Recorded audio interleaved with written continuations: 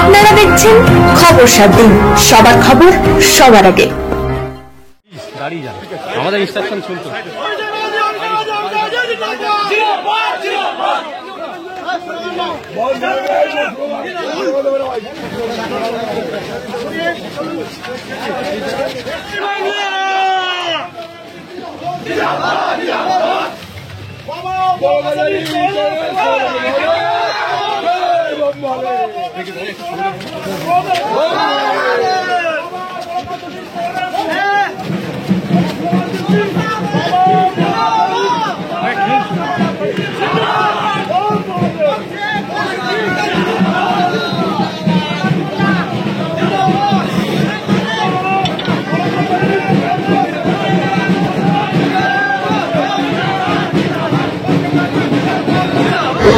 আমরা খুবই আনন্দিত যে সাতগাছিয়া বিধানসভায় যে বড় কাছারি বাবার মন্দিরে প্রতিদিন লক্ষ লক্ষ শরণার্থী আসে, তিনি সেই মন্দিরটাকেই বেছে নিয়েছেন এবং এখান থেকে প্রে করে তিনি আজকে যে তার ডায়মন্ড হারবারের প্রচার শুরু করেছেন, এর জন্য আমরা সাতগাছিয়া তথা ডায়মন্ড হারবার লোকসভা কেন্দ্রের পক্ষ থেকে আমরা তাকে অভিনন্দন জানাচ্ছি।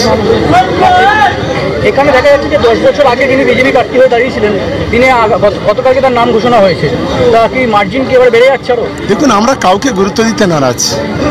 কে 10 বছর আগে দাঁড়িয়েছে আর কে দাঁড়ায়নি আর কে দাঁড়াবে, এখানে যদি নরেন্দ্র মোদী হলে আমরা যে গুরুত্ব দিতাম আর একেও সেই গুরুত্ব দিই। একদম এই গুরুত্ব দেওয়ার কোনো প্রশ্নই নেই। আমরা ডায়মন্ড হারবারে আমাদের ক্যান্ডিডেট অভিষেক বন্দ্যোপাধ্যায় এই মুহূর্তে বাংলার মুখ না সারা ভারতবর্ষের মুখ।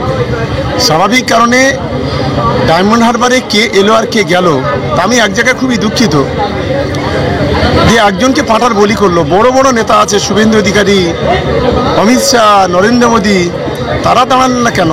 মোহাম্মদ সেলিম, তারা ভয়তে পালিয়ে গেল। আর সেই হাতি গোনা গেল রসাতল আর মশা মাছি বলে কত জল, এরকম একটা বিষয় আর কি। যাকে দাঁড় করিয়েছে রেকর্ড মার্জিনে হারবে, শুধু সময়ের অপেক্ষা।